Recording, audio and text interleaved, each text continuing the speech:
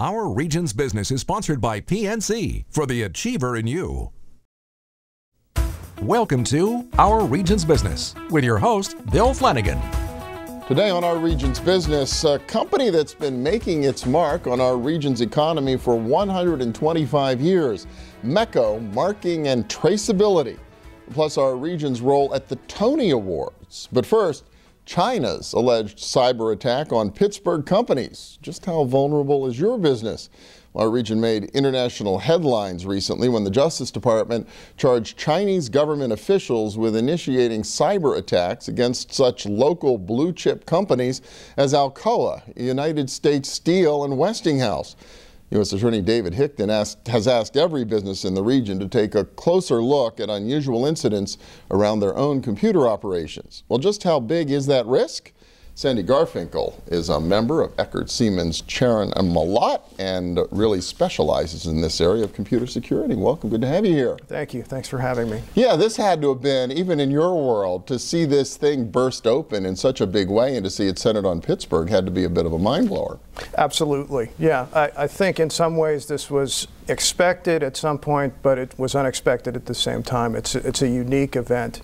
This is the first time the government has issued charges, criminal charges against a foreign country's state actors for criminal espionage, cyber espionage. So we've never seen this before. It's a first-time incident. And it's our region. It's Pittsburgh. What is it about us? Why here? Why us? Why now? Great question. I think if you look at the victims who are identified, you named some of them in the introduction. We have U.S. Steel here. They're the biggest steel manufacturer in the country. Alcoa, the biggest aluminum manufacturer. Westinghouse is a superpower in the nuclear power industry.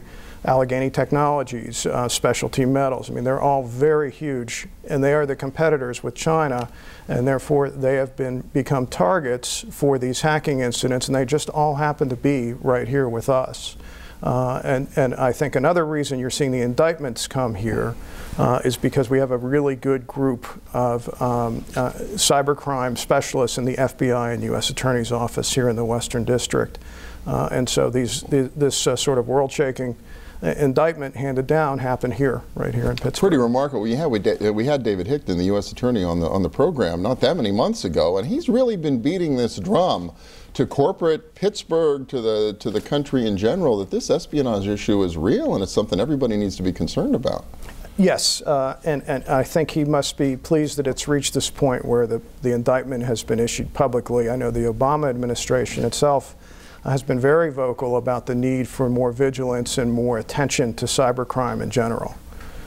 So it's a big issue. It's not just international economic espionage. Of course, if you've been around for the past 6 months, you've heard about the Target data breach. Well, I thought this was all about credit cards mostly. That's what everybody had to be worried about. Identity theft. This is way beyond that, and that's big as it is. Right. Yeah, I mean, there are some similarities in that somebody is using a computer to commit a crime and steal information that they're not authorized to have and use it to their advantage.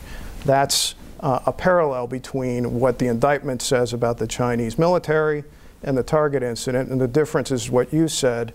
In the case of Target, it's personal identifying information, what the law calls it, and that's credit cards, bank account information, things that they can use to steal your identity or drain your bank account or your credit card account. It just happens to be that in the case of U.S. Steel and Alcoa and Westinghouse, it's their trade secrets, it's their confidential business information.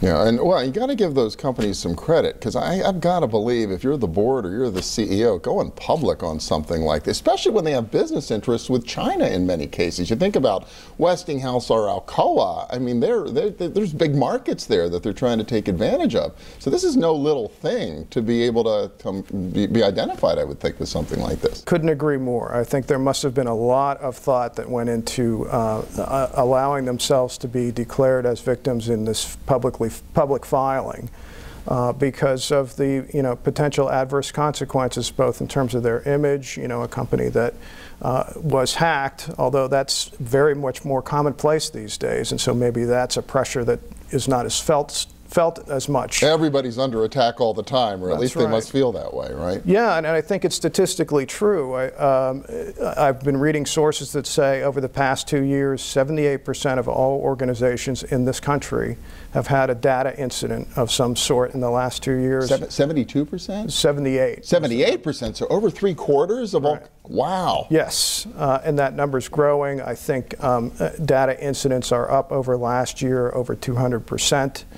And industry experts are saying it's not a question of if you're going to get hit as a company, it's a question of when. And so it's a reality now that we live with data thieves who are likely to get into your company's data, whether it's somebody's personal information that you have as a result of being a merchant and taking their credit card number, or whether you're a Westinghouse or U.S. Steel or Alcoa and it's your trade secrets. And so I only got a couple of minutes left, but I wonder, what do you do? I mean, you might be a smaller business that doesn't have a big IT department and all this sophistication to be able to man the ramparts, or you're a great big corporation and you're trying to deal with this on a day-to-day basis. I mean, and without getting into the technology, but just in general from a liability standpoint, what do companies need to be thinking about? Sure. More and more the law is looking at companies to be proactive and protect their information and guard against intrusion in the first place. So one of the emerging trends in the law is requiring companies to do a written information security plan and have that and implement it so that they take care of what they have that's sensitive and protect it as much as they can. The next thing companies should do is have a data breach response plan. Carefully plan what happens if you get hacked, who has the information, how you shut down the outflow, who has to be notified, law enforcement, your general counsel's office, so your officers and directors, etc. That should all be in place before a data breach happens.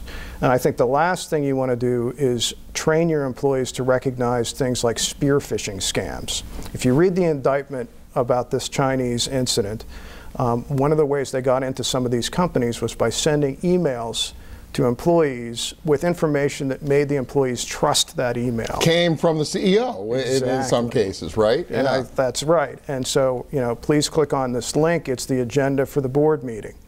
The employee clicks on the link and suddenly the Chinese military is inside their computer system. Wow. So train employees to recognize that and not to open those, to send them to their IT department for quarantine and examination.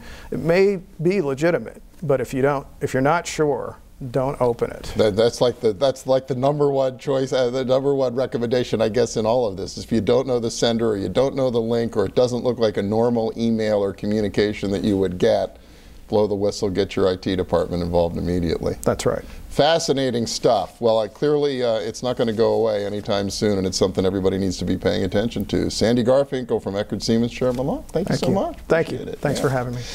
And we'll be back in just a moment with MECO Marking and Traceability, which has been leading the way in industrial product marking. And we'll examine a story of adaptation and innovation 125 years in the making. Stay with us.